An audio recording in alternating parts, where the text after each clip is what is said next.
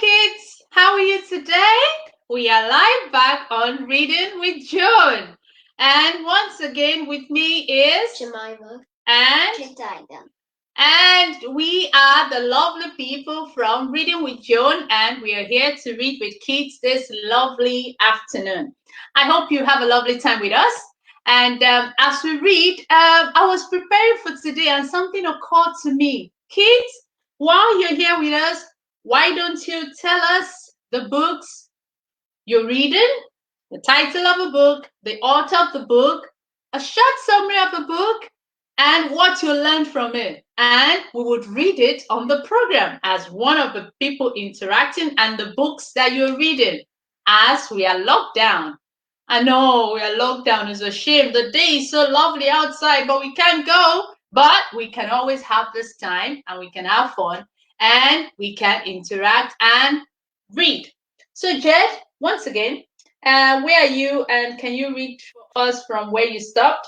What's the title of a book you're reading? Wartman. Wartman. And we're going to read and see where we are. So, Jeremy, the title of your book?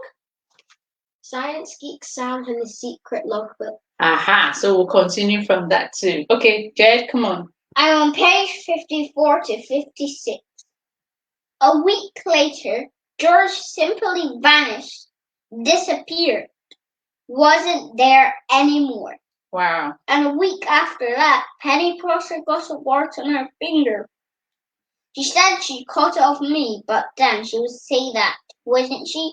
I know different, don't I? And a week after that, my beat up brother Jim got a wart on his thumb. Mom says she doesn't believe in Mr. Ben and all his mumble jumble, as she calls it. She thinks Jim must have been using my tool, but I know better, and so does Miss Erickson. And Mr. Ben put more down my wart right. He put my name right too. He called me Billy. I know it was by mistake, but I liked it. I liked it a lot, so I decided that from then I would always call Billy. I told everyone. No one calls me Dilly anymore except Jim. From the time he still calls me Silly Dilly, but that's all right. I just called him Wartman right back. That's the end of Jed's story. That is incredible. You know what, kids? I love this story so much. And I don't know what you think about it. You can leave a message and tell us, give us a chat message and tell us what you think about the story. But Jed, what's the question you have today and what you read? I have a tricky one. What's the tricky one? How did Dilly's wart get away? How did Dilly's wart get away? Are you going to tell me the answer? Now, kids, do you know the answer? How did Dilly's wart get away? If you know the answer,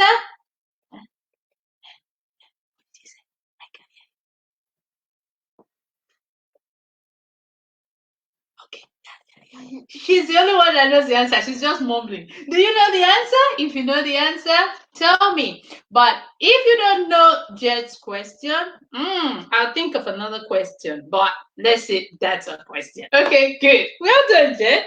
So, what did I learn from the story? I learned few things from Wartman.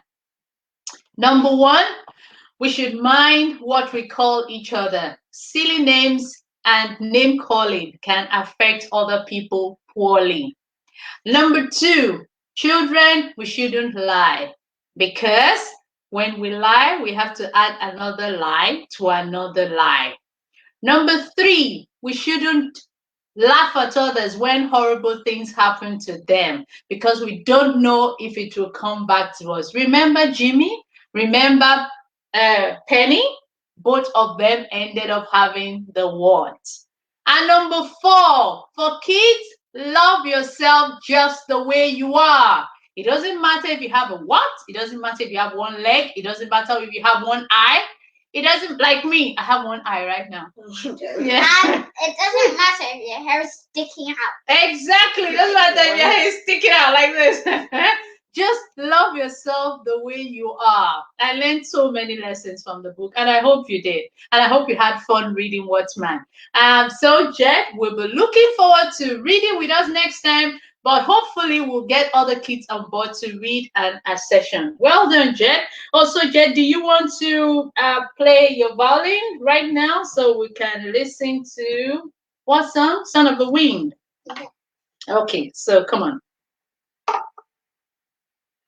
Can you see Jet, everybody?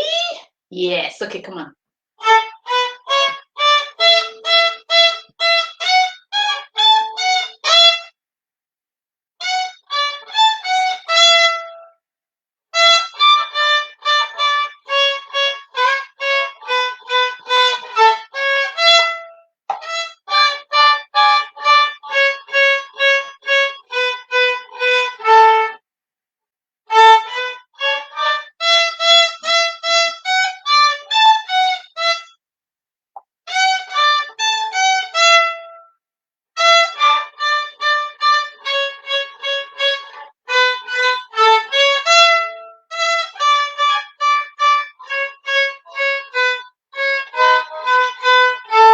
Well done. That was smart. That was lovely. In the song, you have to repeat it twice. Oh, in the song, you have to repeat it twice. Is that why you repeated it twice? That was a smart move. I'm glad you did.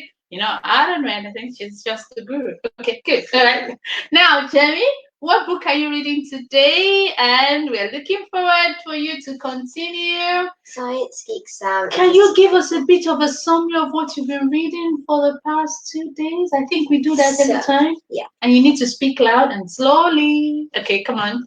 Uncle Jack has come to speak at Sam's school. Mm-hmm. He told them a lot about meteorites and things like that, and space stuff, and how long will it take to get to the sun, and things like that. Yeah. Okay. So like you've been telling them about. Can you tell us one fact he has told them about space? The universe, the Milky Way. How long will tell you? He will tell you how long you get to count to 1 billion. Oh yeah, that was a question. How long yesterday? Yeah, how long? No. The question yesterday was how long it will get to the Milky Way. But how long do we count to 1 billion? Can you tell us? 3,000. No, that's the Milky Way. That's the Milky Way. But you have 32 years to count to 1 billion. Then someone says, I counted to 1 billion. Billion? So it took him 32 years to do that. Okay, so Jeremy, so come on, let's read. I think you're starting from Friday afternoon. Tell us the page, just in case any of the children have it, they can read it. 46. It's 48. 48. Okay, so yeah. Email from Sam Billington to Uncle Jack. Subject: basketball. Our class really enjoyed your visit. Thank you for taking part in our People Library. Did you know you left your basketball behind? I think you'll need to come another time to collect it. Yeah. And by the way, we still have lots and lots of questions for you. Also, I must ask you this question.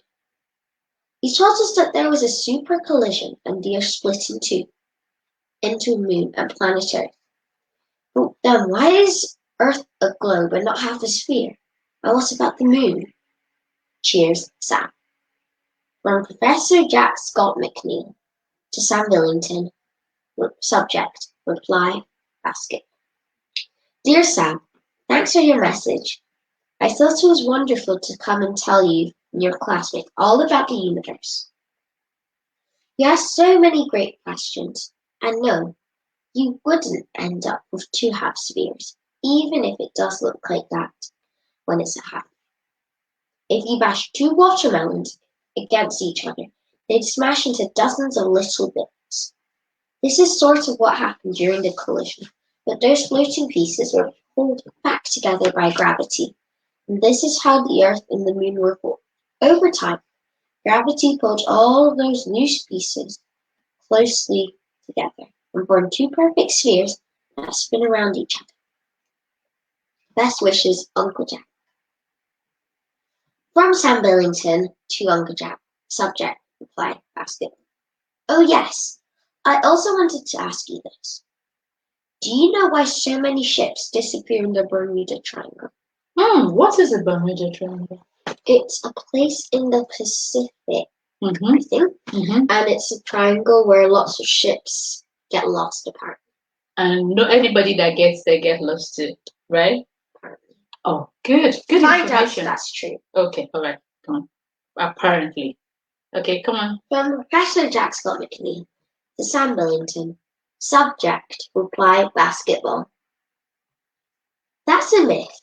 On average, no more ships disappear in the Bermuda Triangle than anywhere else in the world where navigation is difficult and violent tropical storms cause problems. That just answered my question. Yeah. Okay, continue. But people just love to believe in mysterious forces and conspiracy theories. Okay. Best wishes, Uncle Jack. So Bermuda Triangle does not exist, right? Well, it's not. It does exist, but it's just it does not have effect anymore. Is it? like it's hard to explain. So ships don't get lost more in the Bermuda Triangle than anywhere else. Oh, so they It's not find true. them. It's not true. So they find them every other way, even if they're in the Bermuda Triangle. Okay, good. Can you continue? Saturday. I woke up this morning with Lottie squeezing my nose. She'd come into my room. My room is strictly forbidden territory for girls, and especially sisters. I pushed her away. What are you doing here? I shouted. Go away! Archie is here, she said. I looked at my alarm clock. It was 7:30. 7:30 on Saturday. Do you think you're being funny? I said, turning over. Go away. Hi, Sam. Archie entered the room and sat on the far end of my bed. He looked incredibly awake. Are you ready for this? He said. For what? For the annual Great British Beach Clean, Dumbo, Archie replied excitedly. We have to get there early. The earlier we get there, the more rubbish we can collect. What? I've never made any mess on the beach. Why do I need to clean it up? I groaned. Just put on some shorts, said Archie, and wellies. I pulled the duvet over my head. I'm not going. Didn't you hear me? Archie opened my wardrobe. Hey, watch out! I called, but it was too late. All my clothes came falling out, as well as a stack of comics, a rabbit skull, a bag of peanuts, and my very best fossils tumbled down off the top shelf. Ouch! Archie cried out. Watch what you're doing! I jumped out of bed and dived onto the floor. My fossils! Archie limped towards my bed and checked his foot. I could have broken my foot thanks to your rotten stones, Dumbo. And that would have been your own stupid fault, you loser. You shouldn't just open someone else's wardrobe. They could have smashed to pieces. Oh no, my rabbit skull! Sam, Mum came into the room wearing a pink flowery dressing gown. How lovely that you're taking part in the beach clean. What on earth happened here? Why are there peanuts on the floor? It was Archie's fault, I said. You want me to wade through the mud? No way! Look at my poor rabbit skull. Of course you must go, Mum said. A bit of exercise won't harm you. Chop, get your clothes on. Fish the bits of rabbit skull from among the scattered peanuts. It would take me hours to put the skull back. I'm not coming. You go on your own. But 15 minutes later, Archie and I sat in the back of Mum's car on our way to the beach. We had to climb some dunes, and my wellies, actually my mum's boots, were far too big for me, nearly slipped off. Not happy.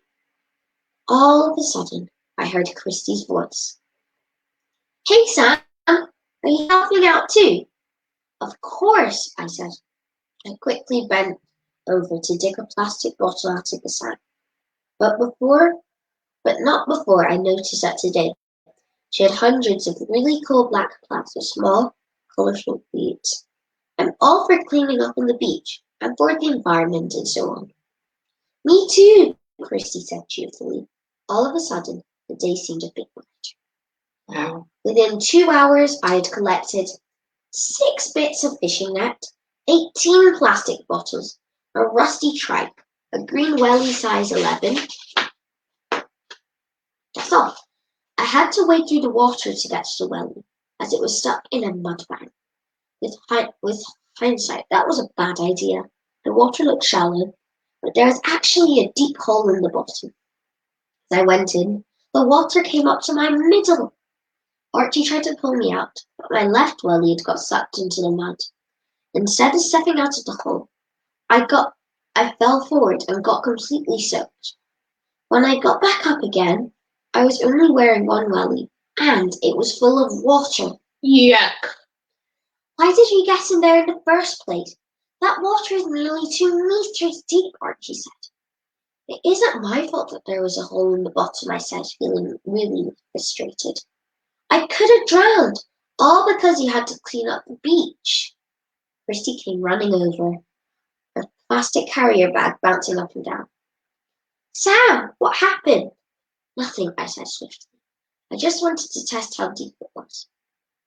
Archie probably realized it was all his fault, as he offered to search for my welly. Then, all of a sudden, I spotted something far more interesting. A black thing that was only half visible. What was that? I pulled it out of the mud. It looked like a bone, a round bone with lots of bits sticking out of it. A kind of monster with 4 legs and no head. Archie had already opened his bin liner, but I said, no, I'm taking this home. What is it? Christy said. A bone, I think. Perhaps it belongs to Seal. I'll add it to my collection. To your wardrobe collection, I bet, Archie said. He took the bone from me and smelled it. He winced and said, I'm sure it's just a stone. I bet you a bag of sweets that it is a bone, I said. Wow. That's interesting. Kids, I learned something new about the Bermuda Triangle today. Did you learn something new? Well, so what else did you learn? Don't go into your brother and sister's room and scatter the room because it's really upsetting. Tell me about it. This one? Ha ha ha ha ha. That's Right. our room, not just Jenny's room. Okay, it's our room. Going to Mummy's room. You're going to mommy's room and scatter my room. Okay, good. Kids, Jeremy, what's the question you have today?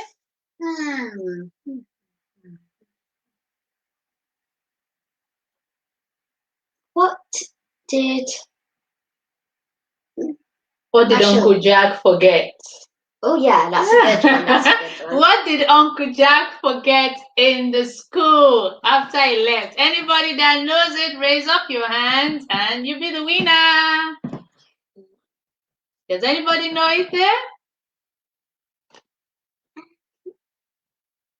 Anybody? And to make Jet's question easier, who are the 2 kids that got the what at the end? If you know it, raise up your hands.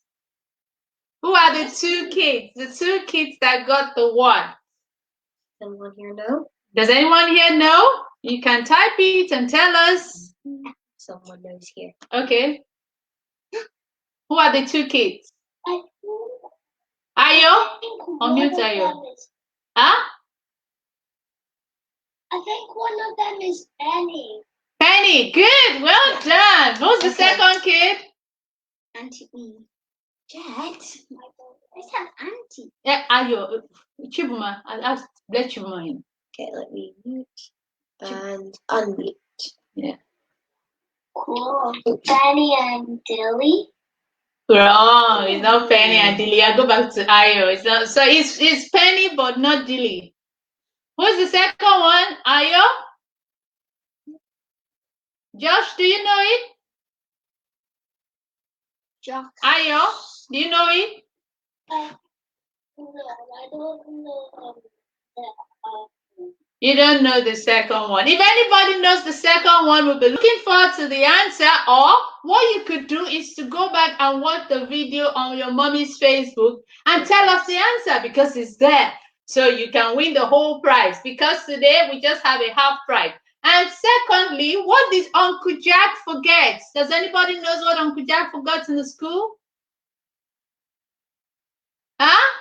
Nobody yet. Just let us know and then you win the prize. So kids, we do appreciate your being here today. Once again, tell us the book you're reading, the title, the author, a little summary about the book. Mommy and Daddy can help you if you can write.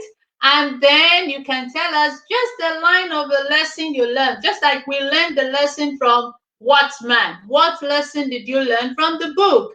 And on this note, we're going to say thank you for coming and being with us at Reading with Joan today. And tomorrow we'll be back on Reading with Joan. See you. Bye-bye. Don't go! Don't go! Don't go!